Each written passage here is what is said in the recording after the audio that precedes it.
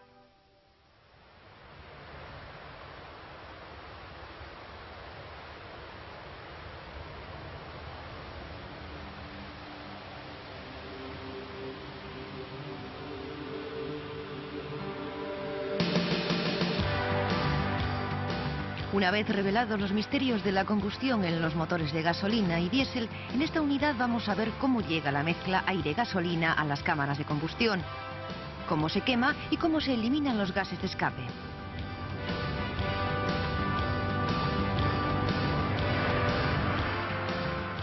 En la siguiente unidad vamos a ver en qué se diferencian estos sistemas auxiliares en los motores diésel.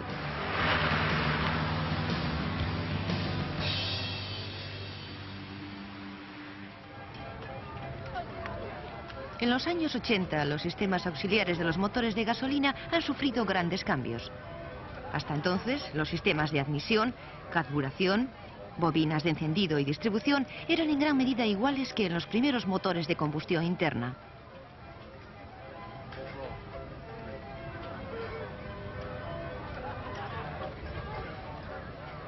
Para entender la revolución que han supuesto estos cambios, vamos a comparar la moderna tecnología con la de antes. Veremos los sistemas de entrada del combustible, del aire, los sistemas donde se mezclan ambos, los de encendido y escape, viendo en cada caso cómo ha cambiado el concepto antiguo por lo nuevo, cómo lo nuevo ha mejorado lo antiguo. Empezando por el combustible, todos los vehículos necesitan un depósito de combustible. Por razones de seguridad, ese depósito está situado lo más lejos posible del motor.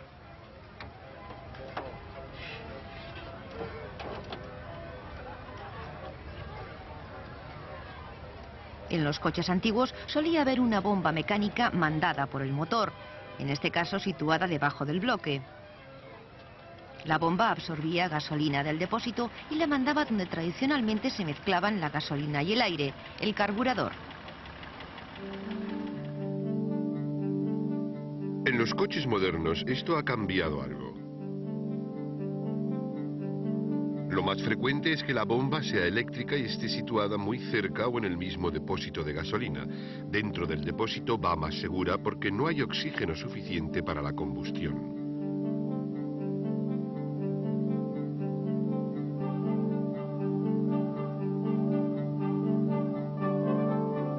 La gasolina se bombea por un tubo primero hasta un filtro que retiene las partículas.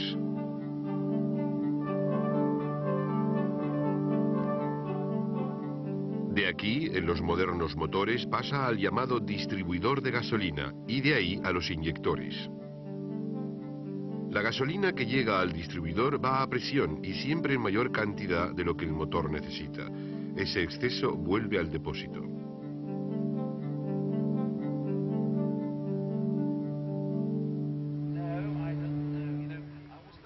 El aire que necesita el motor era absorbido por los pistones al desplazarse hacia abajo. Primero pasaba por un filtro que eliminaba cualquier partícula y de ahí al carburador, donde mezclado con la gasolina pasaba a las cámaras de combustión. El cambio más importante de los modernos sistemas de admisión es que el aire está separado de la gasolina hasta que entran ambos en la cámara de combustión. El aire es absorbido por los pistones al descender y entra por un sitio relativamente tranquilo que no está afectado por la velocidad del coche. Después pasa al filtro donde se limpia. Y desde el filtro pasa a una mariposa. La mariposa está mandada, como siempre, por el pedal del acelerador.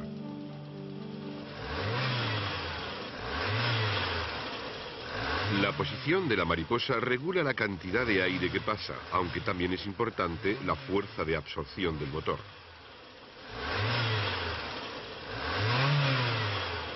De ahí el aire pasa por los brazos del colector de admisión.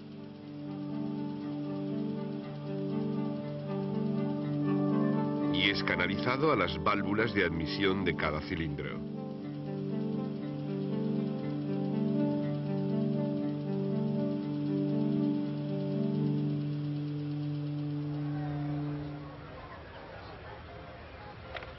Como hemos dicho hace poco, lo normal era que la gasolina se mezclara con el aire antes del colector de admisión. Este proceso se realizaba en el carburador.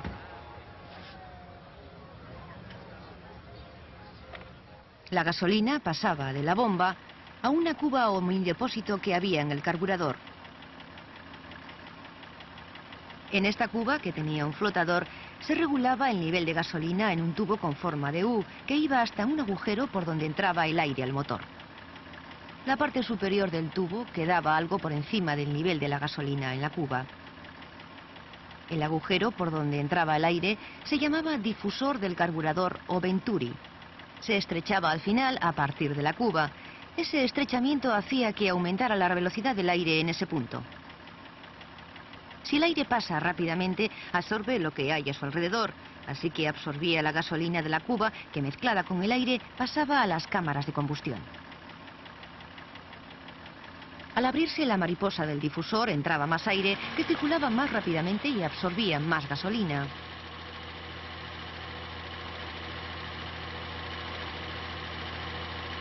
Pero hay algunas cosas importantes que el carburador no podía hacer, así de sencillo.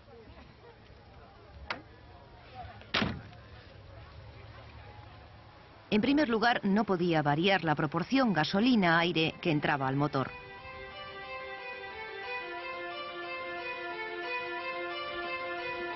Cuando un motor de gasolina está frío, requiere para arrancar una relación gasolina-aire de 1:1.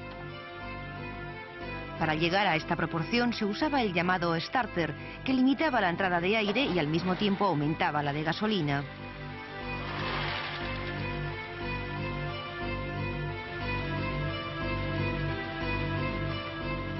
A velocidad de crucero, un motor quema aproximadamente 15 partes de aire por una de gasolina, es decir, una proporción muy distinta a la del arranque en frío.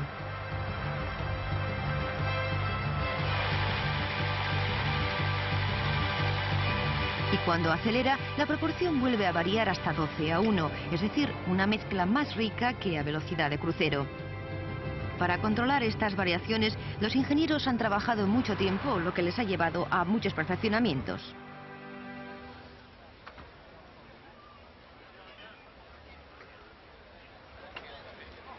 Los carburadores de chorro fijo llevaban varias bombas para variar la cantidad de gasolina que se mezclaba con el aire.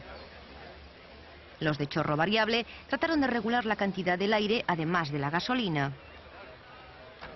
Otros diseños más sofisticados son los carburadores de doble cuba o de doble estrangulador, o los llamados carburadores mixtos. Pero todos se basaban en una corriente de aire que se mezclaba con la gasolina, lo cual solía ser impreciso. En un motor moderno, el combustible llega a las cámaras de combustión sin mezclarse con el aire. Ya no se instala el carburador tradicional. En su lugar se usan inyectores, unos pequeños pulverizadores electrónicos que proporcionan en cada momento la cantidad exacta de gasolina.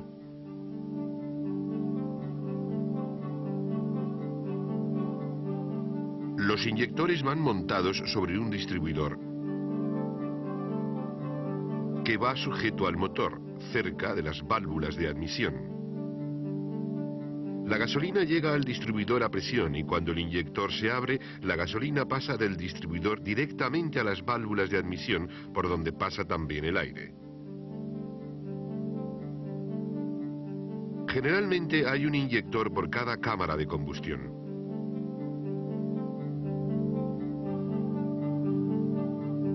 El colector de admisión, que como hemos visto canaliza el aire a cada cámara de combustión, va unido directamente al distribuidor. Como veremos en la unidad 5, unos sensores electrónicos miden la cantidad de aire necesaria. Conocida esta cantidad, regulan automáticamente los latidos del inyector, que suministra así la cantidad exacta de gasolina. De este modo, el aire y la gasolina están siempre en la proporción ideal a cada situación. Esto supone que el proceso de combustión tiene la máxima eficacia.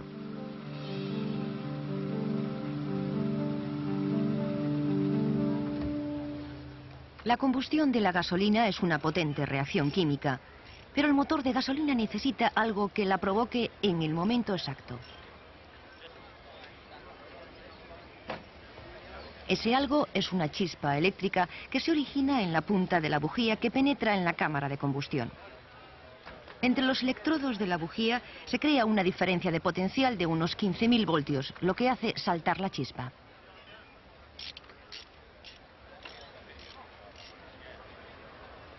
Pero ¿cómo una batería de 12 voltios es capaz de generar un voltaje tan alto?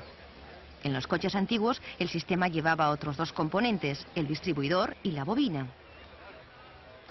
La bobina, basada en el electromagnetismo, consistía en dos hilos enrollados alrededor de un núcleo de hierro.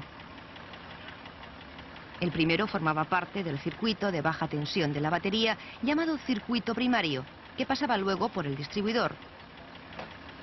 En el distribuidor, el circuito pasaba por unos contactos especiales o platinos. Cuando los platinos se abrían, el circuito eléctrico se interrumpía momentáneamente.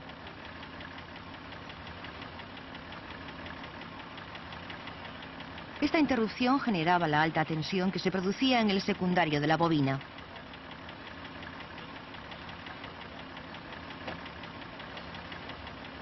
La tensión volvía al distribuidor y era enviada a cada bujía por un rotor y 4 cables de alta.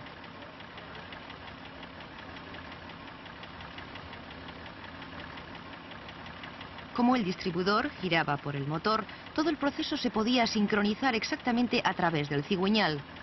De este modo, cada bujía se encendía justo en el momento en que su cilindro comprimía la mezcla gasolina-aire. Aunque el sistema era eficaz, todavía se instala en algunos coches nuevos, se basaba en componentes mecánicos movidos en perfecta armonía. Pero el desgaste podía acabar fácilmente con esta armonía. Los modernos sistemas de encendido se basan en la electrónica. Sigue habiendo bujías. Sigue habiendo cables de alta de las bujías. Pero ahora vienen directamente de una bobina controlada electrónicamente llamada bobina DIS, D-I-S. No hay distribuidor que mande alta tensión a cada bujía en el momento oportuno. Esta función la realiza la bobina y un módulo electrónico, en este caso llamado eDIS4. Como el sistema no lleva piezas móviles, el encendido electrónico es mucho más fiable y preciso que el sistema tradicional.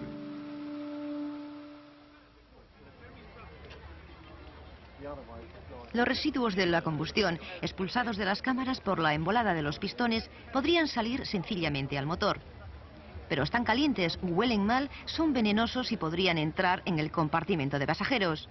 Además, salen por las válvulas de escape haciendo mucho ruido. El sistema de escape conduce estos gases a la parte trasera del coche. El colector de escape dirige los gases de cada cámara a un solo tubo, el tubo de escape. El tubo de escape lleva en medio un silenciador que amortigua el ruido de los gases antes de dejarlos salir a la atmósfera. Pero al hacer esto, el colector y el silenciador crean otro problema.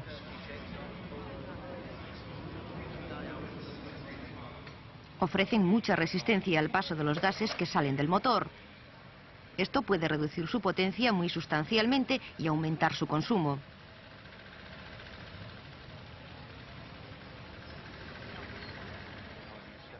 Por eso, a lo largo de los años, se han probado distintos colectores silenciadores.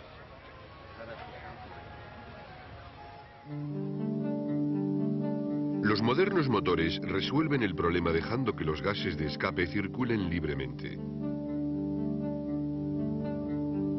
En general, los colectores de escape tienen hoy tubos más anchos, sin curvas pronunciadas, que recogen los gases del motor y los expulsan sin dificultad.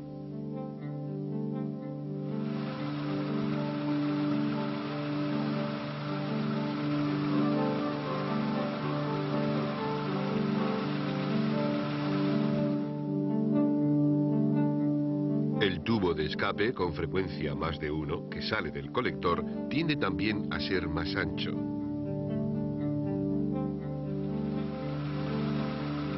Esto ayuda a superar otra limitación de los sistemas de escape de los coches modernos, el catalizador, que retiene muchos componentes nocivos de estos gases.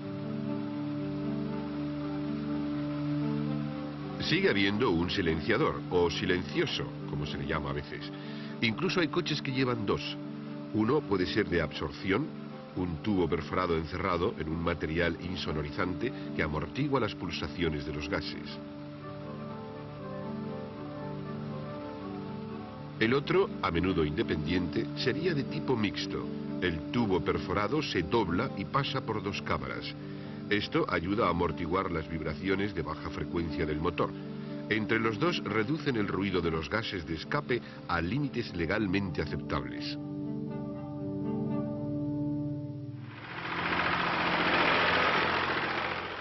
En la quinta unidad de esta serie vamos a ver los sistemas auxiliares de un motor diésel. Después examinaremos los problemas de las emisiones de escape y los pasos que se están dando para resolverlos. Vamos a ver la conversión de un coche a gasolina sin plomo, la introducción del catalizador